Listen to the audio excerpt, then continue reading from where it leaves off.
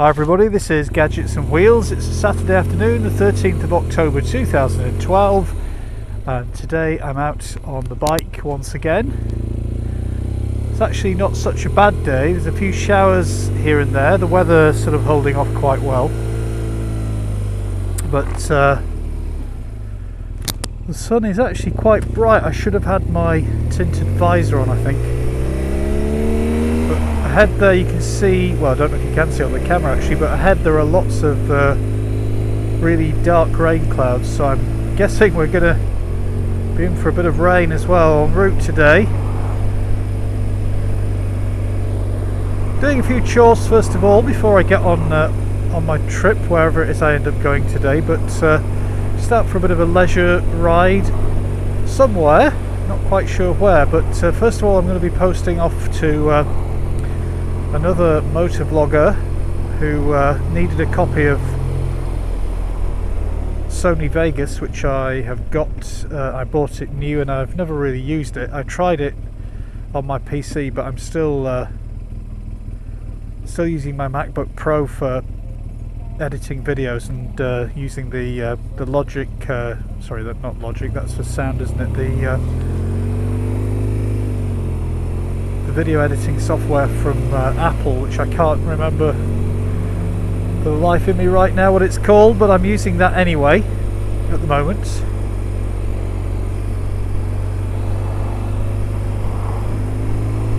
Traffic's quite busy actually for a Saturday afternoon. Lots of people must be out doing the old shopping. So I'm heading into the centre of Huddersfield actually, where I live. First of all to the post office to post off this parcel, and then I'm going to decide what I do after that.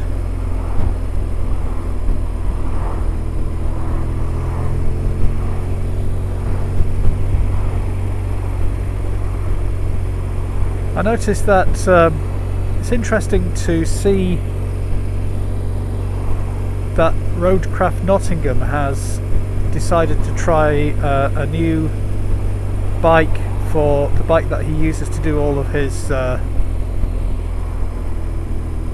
motorbike training stuff. He's got a BMW R1200 RTSE, I think is the model, which is kind of a bit like the engine on this GS that I'm riding, but it's kind of the more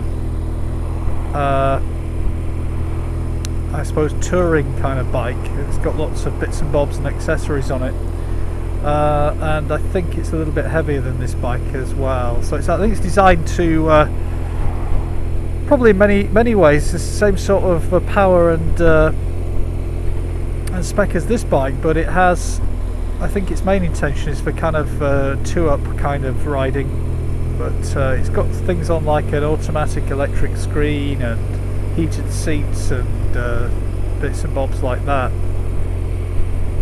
So I'd be quite interested to know how he gets on with that bike actually, because I know last time when he tried I think it was a 2006 GS, which I think has got the same engine on as that, and he found the fuel delivery to be a little bit jerky at lower speeds. I mean, I'm doing 30 now on this GS with the throttle in, and it's absolutely perfect.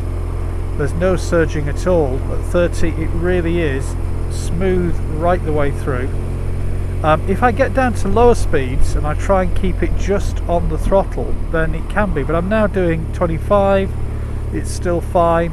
Throttle off now and brake, and only at that point do I pop the clutch in as I'm changing down to first and stop.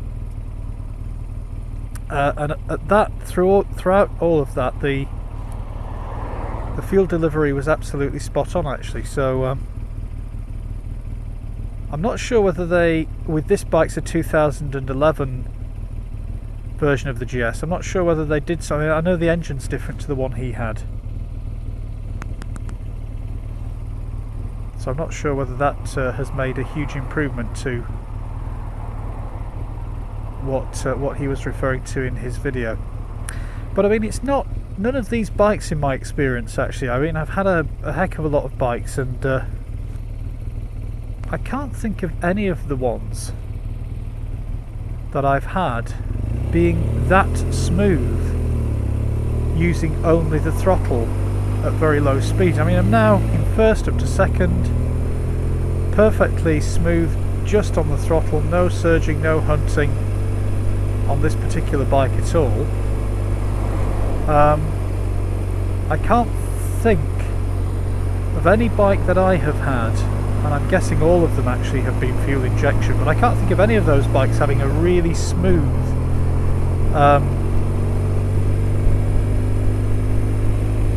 kind of use of the throttle only without using the clutch at lower speeds. So whether it's just something that Roadcraft Nottingham has got used to on the carburettor style of bike, or whether he just has better knowledge of how things should be, and I've just got used to some of the things on these bikes, I really don't know, but it'd be interesting to see how he gets on with it anyway.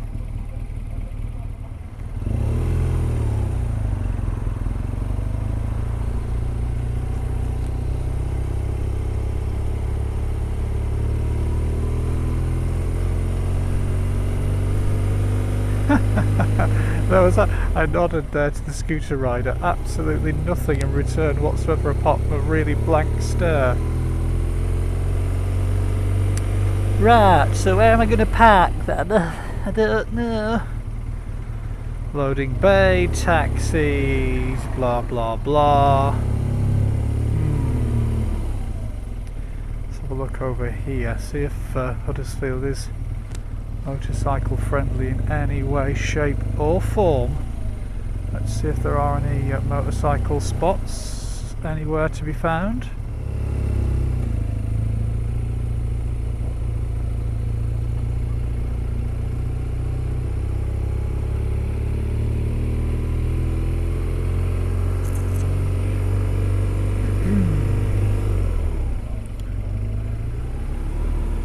Let's go down here.